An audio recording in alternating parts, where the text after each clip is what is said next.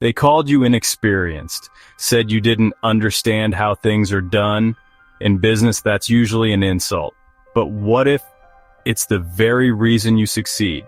What they call naive might actually be the outsider's eye, a way of seeing the game without being trapped by its rules. Insiders carry maps they've walked 1,000 times. They know the shortcuts, but they also know the dead ends. Sometimes so well, they stop looking for new roads entirely.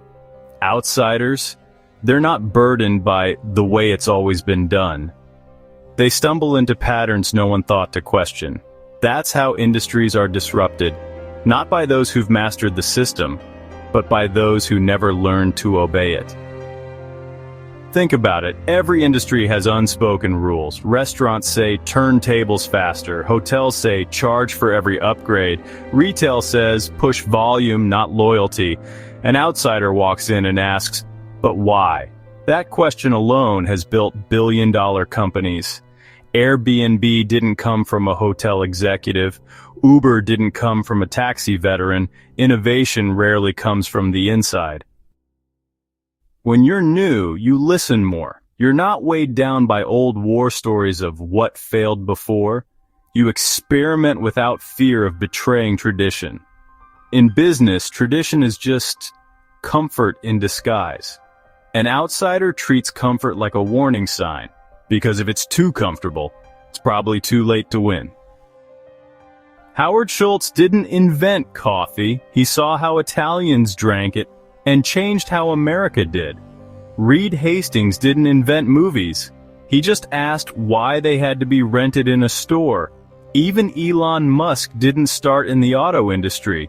He entered it by asking why cars couldn't run like software. The outsider's eye doesn't need to know your industry. It just needs to see the cracks in your thinking. Here's the trap. The longer you stay in an industry, the duller your outsider's edge becomes. You start speaking the same jargon. You start fearing the same risks. And slowly, you stop questioning the walls around you. That's why the smartest leaders keep outsiders close, or find ways to remain outsiders themselves. So if you are the outsider, stop apologizing for it. Your questions might be the only ones worth asking. If you're already inside, borrow an outsider's eyes, hire them, partner with them. Listen to the ones who don't get it, because they're the ones who might see what you can't. In business, the most dangerous kind of blindness is the kind that comes from thinking you already know how to see. What's one obvious truth in your industry that only an outsider could spot? Drop it below. Let the web remember you.